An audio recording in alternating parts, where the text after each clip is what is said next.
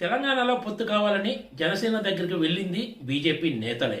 Bandi Sanjay BJP రాష్ట్ర అధ్యక్షుడిగా ఉన్నంతకాలం ఒంటరి పోరాటమే తప్ప ఎవరితో పొత్తులు ఉండవని ఎన్నోసార్లు తేల్చి చెప్పారు. కానీ కిషన్ రెడ్డి రాష్ట్ర అధ్యక్షుడయ్యాక లెక్క మారింది.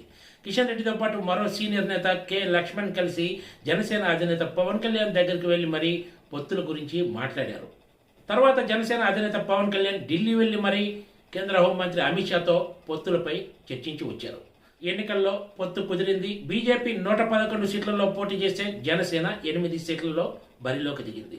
తెలంగాణ అసెంబ్లీ ఎన్నికల్లో జనసేన దారుణ ఫలితాలను చవిచూసిన విషయం తెలిసిందే.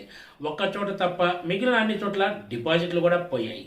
ఈ ఫలితాల తర్వాత క్లారిటీ వచ్చిందో ఏమో కానీ లోక్సభ ఎన్నికల్లో బీజేపీ ఒంటరిగానే బరిలో నిలుస్తుందని తెలంగాణ బీజేపీ అధ్యక్షుడు కిషన్ రెడ్డి శుక్రవారం నాడు ప్రకటించారు. అంటే జనసేనతో పొత్తుకు రామ్ చెప్పినట్లే అర్థం చేసుకోవచ్చు.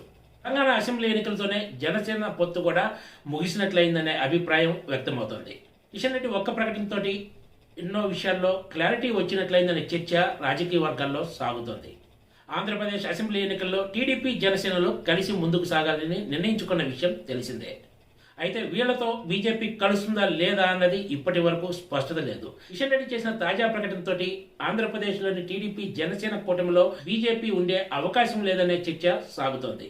వాస్తవానికి కేంద్రం నుంచి అండదండలు వస్తాయనే కారణంతో బీజేపీ తమతో కలిసి వస్తే కలుపుకోవటానికి టీడీపీ జనసేనలు కూడా సిద్ధంగా ఉన్నాయి. అయితే తాజా పరిణామాలు చూస్తుంటే ఇది జరిగే పని కాదని చెప్పొచ్చు.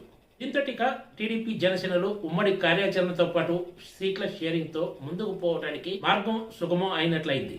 తెలంగాణలో జనసేనతో పొత్తుకు రామ్ చెప్పిన బీజేపీ మళ్లీ ఆంధ్రప్రదేశ్కు వెళ్లి ఆ పార్టీతో కలవటం జరిగే పని కాదనే అభిప్రాయం ఎక్కువ మంది వ్యక్తం చేస్తున్నారు. వచ్చే లోక్సభ ఎన్నికల్లో తెలంగాణలో అధిక సీట్లు సాధించడమే లక్ష్యంగా బీజేపీ కార్యాచరణ రూపొందించుకుంటున్నట్లు కిషన్ రెడ్డి వెల్లడించారు. కేంద్రంలో తిరిగి మూడోసారి మోడీయే ప్రధాని అవుతారని ఆయన ధీమా వ్యక్తం చేశారు. లోక్సభ ఎన్నికల్లో తెలంగాణలో ఒంటరిగా బరిలో దిగడానికి నిర్ణయించుకున్న బీజేపీ ఎలాంటి ఫలితాలు సాధిస్తుందో వేచి చూడాల్సిందే. Please subscribe TGT.